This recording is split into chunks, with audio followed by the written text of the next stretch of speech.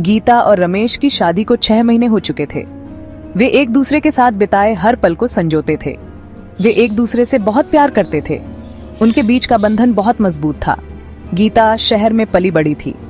उसे शहर की चहल पहल और रौनक की आदत थी। रमेश भी शहर में काम करता था। वह एक बड़ी कंपनी में नौकरी करता था, लेकिन उसका दिल हमेशा अपने गांव में ही रमता था। उसे गांव की सादगी और शांति बहुत पसंद थी। दोनों ने शादी के बाद गांव में रहने का फैसला किया। ये उनके लिए एक बड़ा कदम था। यह एक नई शुरुआत थी। वे बहुत उत्साहित थे। गांव में नई जिंदगी की कल्पना से वे बहुत खुश थे। गांव हरा भरा था। चारों तरफ हरियाली ही हरियाली थी। चारों तरफ खेत और पेड़ थे। ताजी हवा चलती थी। यह एक स्वर्ग जैसा स्थान था। लोग सरल और मिलनसार थे। गांव के लोग बहुत मददगार और दोस्ताना थे। गीता और रमेश को गांव की जिंदगी बहुत पसंद आई। वे गांव के हर पल का आनंद ले रहे थे। उन्हें शहर की भागम भाग से दूर सुकून मिला। गांव की शांति ने उनके दिलों को सुकून दिया। उनके दिन प्यार और हंसी से भरे हुए थे। वे एक दूसरे के साथ हर पल का आनंद ले रहे थे। रमेश ने सोचा था कि वह खेती करेगा। उसे खेती का बहुत शौक था। उसे बचपन से ही खेती का शौक था। वह हमेशा से अपने खेतों में काम करना चाहता था।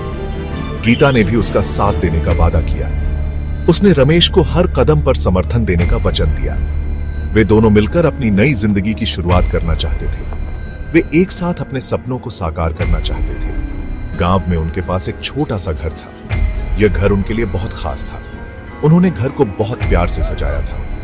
हर कोने में उनकी मेहनत और प्यार झलकता था। वे दोनों जानते थे कि आगे कई चुनौतियां होंगी, लेकिन वे इन चुनौतियों का सामना करने के लिए तैयार थे। लेकिन वे एक दूसरे का साथ निभाकर हर मुश्किल का सामना करने के लिए तैयार थे। उनका विश्वास अटूट था। उन्हें विश्वास था कि उनका प्यार और मेहनत उन्हें सफलता दिलाएगी। वे अपने सपनों को साकार करने के लिए प्रतिबद्ध थे। उनके दिलों में उम्मीद की एक नई किरण जगी थी। वे अपने भविष्य को लेकर बहुत आशान्वित थे। शहर की चकाचौंध में पले बढ़े रमेश को गांव के जीवन में ढलने में थोड़ी मुश्किल हो रही थी। शहर में जीवन की गति तेज थी। सुविधाएं आसानी से उपलब्ध थीं। गांव में जीवन धीमा और सरल था। यहां संसाधनों की कमी थी। रमेश को खेती के बारे में ज्यादा जानकारी नहीं थी। उसने किताबों में खेती के बारे में पढ़ा था, लेकिन असलियत में खेती करना बहुत अलग था। उसे समझ नहीं आ रहा था कि कहां से शुरुआत करें। गांव के लोग पारंपरिक तरीके से खेती करते थे। रमेश को उनके तरीके पुराने लगते थे। वह आधुनिक तरीके से खेती करना चाहता था। गांव के लोग भी रमेश को शक की निगाहों से देखते थे। वे उसे शहर का छोरा कहते थे। उन्हें लगता था कि रमेश खेती नहीं कर पाएगा। रमेश को उनकी बातें बुरी लगती थीं। वह उन्हें गलत साबित करना चाहता था, लेकिन वह समझ नहीं पा रहा था कि कैसे। रमेश निराश होने लगा था। उसे लग रहा था कि उसने गलत फैसला लिया है। वह सोचता था कि काश वह शहर में ही रहता। शहर में उसे नौकरी मिल जाती। उसे इतनी मेहनत नहीं करनी पड़ती। धीरे धीरे रमेश का उत्साह कम होने लगा। गीता रमेश की उदासी को भांप गई थी। वह जानती थी कि रमेश के मन में कई सवाल और चिंताएं हैं। वह जानती थी कि रमेश को किस बात की चिंता है। उसे रमेश की मदद करनी थी। वह उससे प्यार से बोली, रमेश, तुम चिंता मत करो। हम मिलकर हर समस्या का हल निकाल लेंगे। हम सब ठीक कर लेंगे। मुझे तुम पर पूरा भरोसा है। मुझे तुम पर पूरा भरोसा है। तुम जरूर सफल होगे। गीता के शब्दों में जादू था। उसके प्यार भरे शब्दों ने रमेश में नई उम्मीद जगाई। उसके प्यार भरे शब्दों ने रमेश में नई उम्मीद जगाई। रमेश ने महसूस किया कि वह अकेला नहीं है।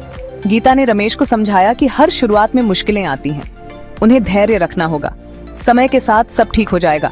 उन्हें गांव के लोगों से दोस्ती करनी होगी। उनसे सीखना होगा। उनके अनुभवों से लाभ उठाना होगा। गीता ने रमेश से कहा, तुम शहर के तौर तरीके भूल जाओ। यह गांव है। यहाँ जीवन अलग है। यह गांव है। यहाँ जीवन अलग है। यहाँ के लोगों से जुड़ो। उनकी बातें सुनो। यहाँ के लोगों से जुड़ो। उनकी बातें सुनो। उनके अनुभवों से सीखो। रमेश ने गीता की बात ध्यान से सुनी। उसे एहसास हुआ कि गीता सही कह रही है। उसे एहसास हुआ कि गीता सही कह रही है। उसे अपना नजरिया बदलना होगा। उसे अपना नजरिया बदलना होगा। उसे गांव के लोगों से सीखना होगा। उसे गांव के लोगों से सीखना होगा। उनकी संस्कृति को समझना होगा।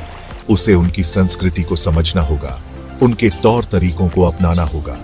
रमेश ने निश्चय किया कि वह गीता की सलाह मानेगा। वह गांव के लोगों से घुल मिल जाएगा। रमेश अब गांव के लोगों से मिलने जाने लगा। वह उनके साथ समय बिताने लगा। वह उनके साथ बैठकर उनकी बातें सुनता, उनके अनुभवों को समझता, उनसे खेती के बारे में पूछता, उनके तरीकों को जानने की कोशिश करता। धीरे धीरे उसे समझ आने लगा कि यहाँ की जमीन, यहाँ का मौसम, यहाँ की फसलें सब अलग हैं। उसे यहाँ के हिसाब से खेती करनी होगी। उसे यहाँ के हिसाब से खेती करनी होगी।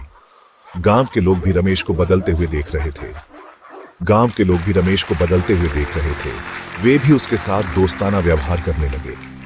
वे भी उसके साथ दोस्ताना व्यवहार करने लगे। रमेश ने महसूस किया कि वह सही दिशा में जा रहा है। रमेश, आजकल लोग जैविक खेती की बहुत बातें करते हैं। ये खेती न केवल हमारी सेहत के लिए अच्छी है, बल्कि पर्यावरण के लिए भी फायदेमंद है। कहते हैं कि इससे सेहत भी अच्छी रहती है और पर्यावरण भी सुरक्षित रहता है। रासायनिक खाद और कीटनाशकों का उपयोग न करने से मिट्टी की गुणवत्ता भी बनी रहती है। क्यों न हम भी जैविक खेती करें? इससे हमारी फसलें भी अच्छी होंगी और हमें ज्यादा मुनाफा भी मिलेगा। रमेश को गीता की बात जंच गई। उसने सोचा कि क्यों न इस नए तरीके को अपनाया जाए। उन्होंने जैविक खेती के बारे में और जानकारी जुटाई। उन्होंने कई किताबें पढ़ी और विशेषज्ञों से सलाह ली। रमेश को पता चला कि जैविक खेती में रासायनिक खाद और कीटनाशकों का इस्तेमाल नहीं होता है। इसके बजाय प्राकृतिक खाद और जैविक कीटनाशकों का उपयोग किया जाता है। इसमें गोबर की खाद, नीम की पत्तियां और दूसरी प्राकृतिक चीजों का इस्तेमाल होता है। इससे मिट्टी की उर्वरता भी बनी रहती है। जैविक खेती से उगाई गई फसलें सेहत के लिए बहुत अच्छी होती हैं। इनमें पोषक तत्व भी अधिक होते हैं। रमेश को लगा कि यह एक अच्छा मौका है। उसने ठान लिया कि वह इस नई विधि को अपनाएगा। रमेश ने गांव के लोगों को जैविक खेती के बारे में बताया। उसने उन्हें इसके फायदों के बारे में समझाया। उन्होंने बताया कि इससे उनकी फसलें अच्छी होंगी, उन्हें ज्यादा दाम मिलेंगे और सबसे बड़ी बात, उनकी सेहत भी अच्छी रहेगी। लेकिन गांव वाले रमेश की बात मानने को तैयार नहीं थे।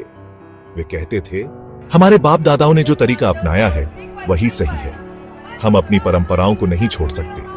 नए नए तरीके से क्या होगा? हमें पुराने तरीके ही सही लगते हैं। रमेश को समझ नहीं आ रहा था कि वह गांव वालों को कैसे मनाए। वह सोच में पड़ गया। गांव वाले बहुत जिद्दी थे। वे अपनी पुरानी परंपराओं को नहीं छोड़ना चाहते थे।